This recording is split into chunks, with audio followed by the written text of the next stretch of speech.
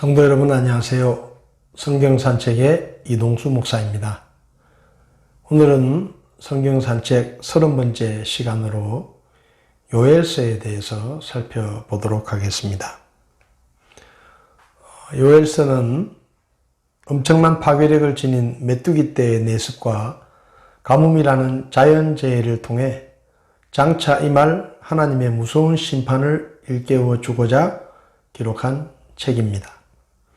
그 심판의 날은 주의 날로 표현되는데 그것은 이중적인 의미로 악인들에게는 심판과 멸망의 날이지만 신실한 의인들에게는 축복의 날이며 구원의 날이라는 이중적인 의미의 주의 날을 요엘은 말하고 있습니다.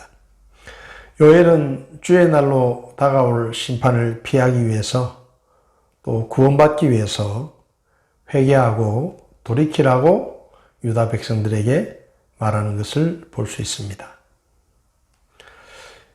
이 요엘서의 제목은 저자의 이름을 그대로 사용해서 히브리어의 요엘이라는 이름을 그대로 썼는데 이 요엘이라는 이름의 뜻은 여호와는 하나님이시다 라는 뜻입니다. 구약 헬라어 역본인 70인역에서도 히브리어 표제를 그대로 음역을 해서 요엘이라는 이름으로 제목을 붙여 놓았습니다. 이러한 표제의 뜻은 역사 속에서 하나님의 주권적인 섭리를 강조하는 본서의 내용과도 잘 부합된다고 볼 수 있습니다. 이 요엘서를 기록한 요엘은 1장 1절에 부두엘의 아들 요엘이다 라고 말하고 있는데 사실 이 부두엘의 아들 요엘이라는 말 외에는 이 요엘이라는 사람에 대해서 언급한 내용들이 성경에 나오지 않습니다.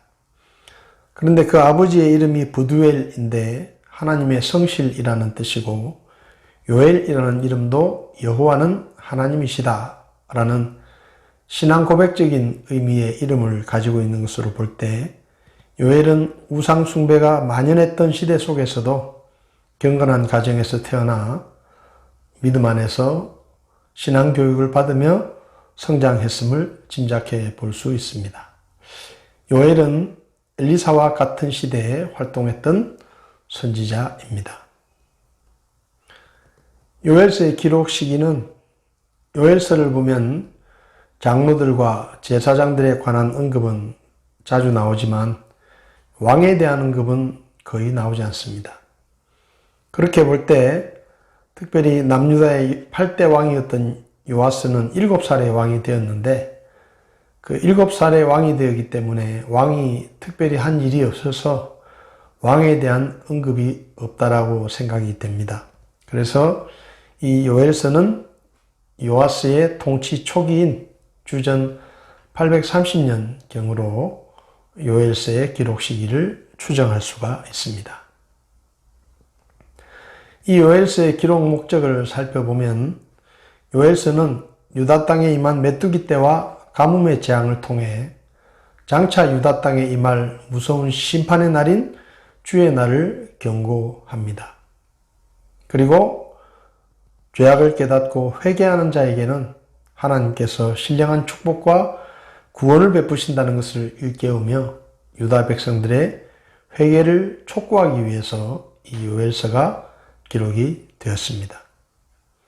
또 다른 목적은 특별히 요엘서에는 모든 사람들에게 하나님의 영을 부어준다는 말씀이 나오는데 이 말씀은 메시아가 오신 후에 모든 육체에게 성령을 부어주시는 오순절날의 역사를 예언적으로 암시하고 있는 것이라고 볼 수 있습니다.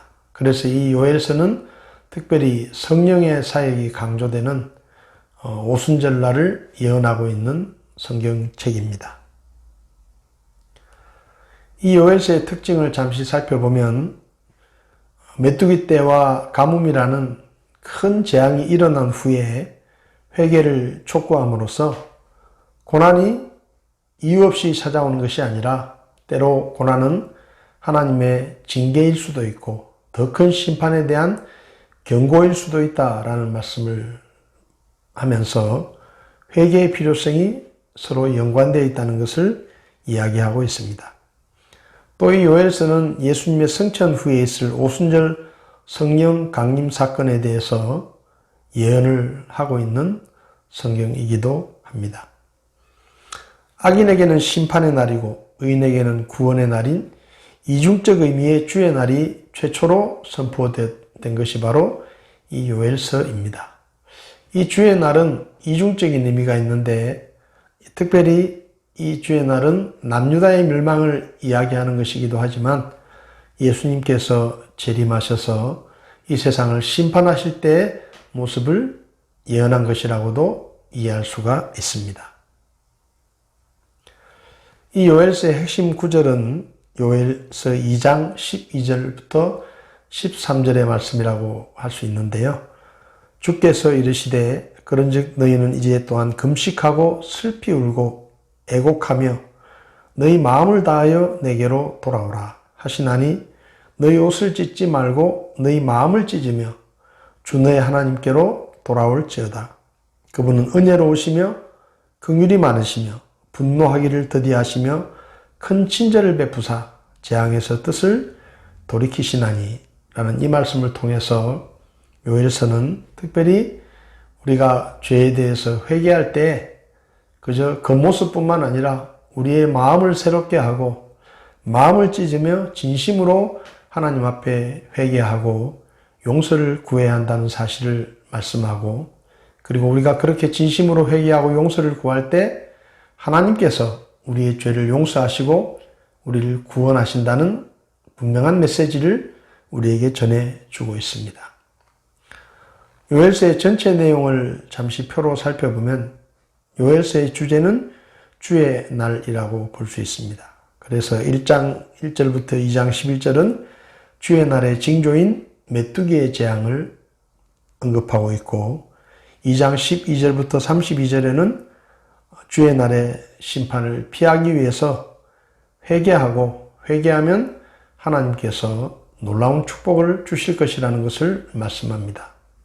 그리고 3장 1절에서 21절을 보면 유다를 대적했던 열국들을 하나님께서 심판하시고 이집트와 에돔과 같은 나라들은 멸망하지만 그래도 하나님의 백성인 유다는 끝까지 영원할 것이라는 것을 약속하시는 회복의 약속을 말씀하고 있습니다. 요엘서의 내용을 좀 더 세부적으로 살펴보면요. 1장 1절부터 2장 11절까지는 주의 날의 징조인 메뚜기 재앙을 묘사하고 있는데, 유다 땅에 역사상 없었던 엄청난 메뚜기 떼의 습격과 그리고 가뭄으로 인해 온 땅이 황폐하게 되어서 농부들이 애곡하고 온 유다 백성들이 고통당하는 모습을 우리가 볼 수 있습니다. 그렇게 되었을 때 요엘은 특별히 이스라엘의 제사장들에게 성회를 소집해서 금식하고 하나님 앞에 온 백성들과 함께 회개하고 하나님의 용서를 구하라고 권면합니다. 그리고 2장 1절에서 11절의 내용을 보면 이보다 더 무서운 메뚜기 떼와 가뭄과는 비교할 수 없는 엄청난 하나님의 심판이 주의 날로 다가오고 있음을 경고합니다. 그리고 주의 날의 심판은 무섭고 두려운 심판이며 그 심판은 누구도 피할 수가 없다는 사실을 요엘은 말씀합니다. 두 번째로 2장 12절에서 32절은 회개 촉구와 축복의 말씀인데요. 2장 12절에서 11절에는 너희 마음을 바꾸고 회개하라. 너희 옷을 찢지 말고 마음을 찢고 하나님께로 돌아와 진심으로 회개하고 용서를 구하라고 욥은 외칩니다. 금식일을 정하고 성회를 소집하여 온 백성들이 함께 모여 하나님의 용서를 구하고 하나님의 자비하심을 구하라고 권면합니다. 왜냐하면 주의 날의 심판은 상상할 수 없을 만큼 무섭고 두려운 심판이기 때문입니다. 그래서 백성들이 진심으로 회개하고 하나님 앞에 용서를 구하면 하나님께서 땅을 회복시키신다는 말씀이 2장 18절부터 24절에 언급되어 있습니다. 유다 백성들이 하나님 앞에 회개했을 때 메뚜기 떼의 습격과 가뭄으로 황폐했던 땅에 농작물이 풍성하게 되고, 그리고 유다를 대적하는 대적들을 하나님께서 몰아내시고 약속의 땅을 풍요로운 땅으로 회복시키실 것을 약속하고 계십니다.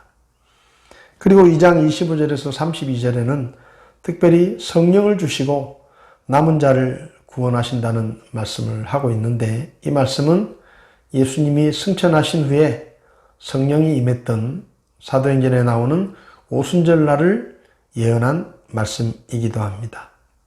하나님께서 모든 사람들에게 성령을 부어주시고 그 성령을 통해 소망을 품고 그리고 회복을 소망하는 마음을 갖게 하신다는 것이죠. 그래서 이 요엘서를 통해 주의 날이 임하기 전에 회개하면 하나님께서 영적인 축복을 주시고 그들을 구원하신다는 것을 다시 한번 말씀하십니다. 세 번째로 요엘서 3장에서는 열국에 대한 심판과 유다의 구원을 언급합니다.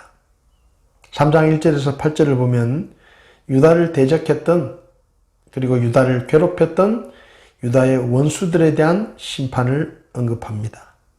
만국이 심판을 받고 포로로 잡혀갔던 유대 백성들이 다시 약속의 땅으로 돌아올 것을 말씀합니다.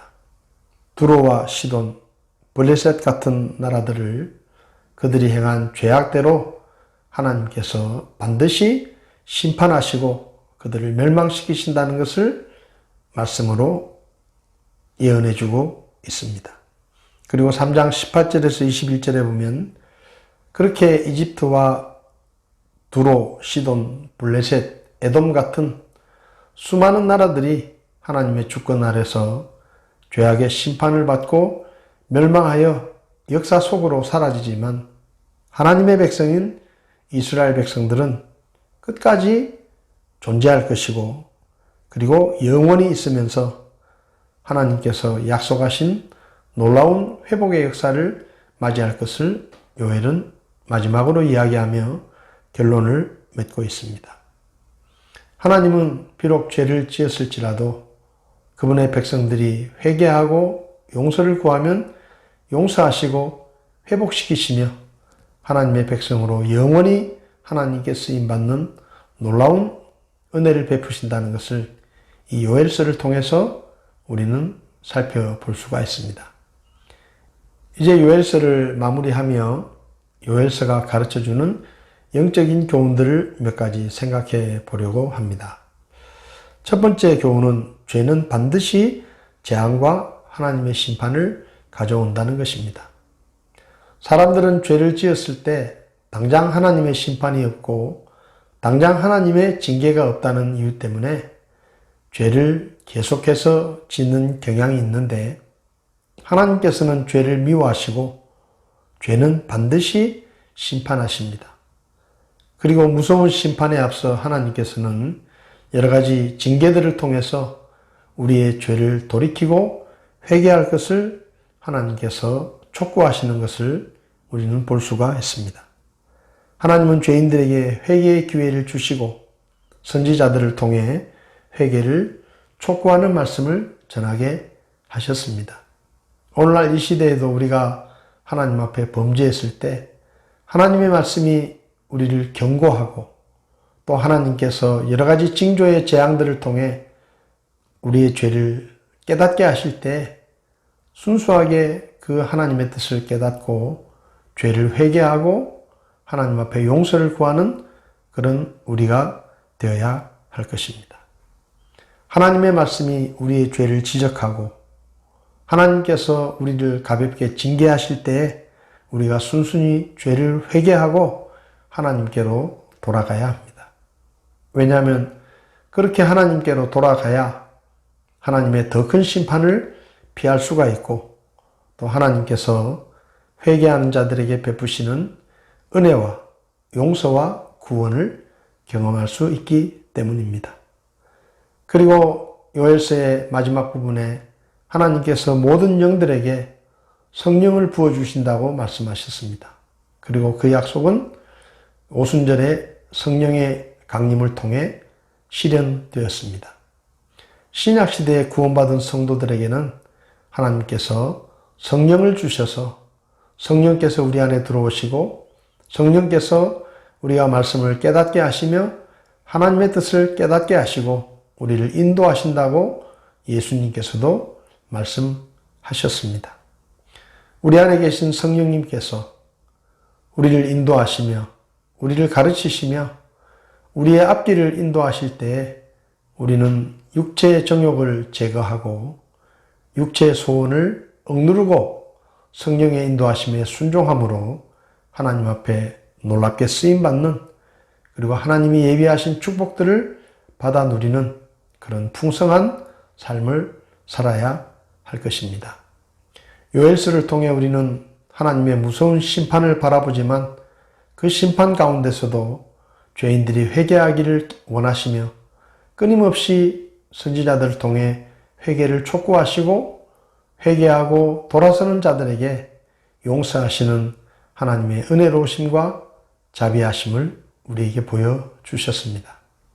이 시대에 우리의 삶 속에 혹시 하나님이 기뻐하시지 않는 죄악은 없는지 우리 자신을 돌아보고 죄가 있다면 회개하고 돌아서고 버리며 하나님께서 우리에게 주신 성령의 인도하심을 따라 승리하는 삶으로 하나님께 영광을 돌리는 저와 여러분들이 다 될 수 있기를 바랍니다.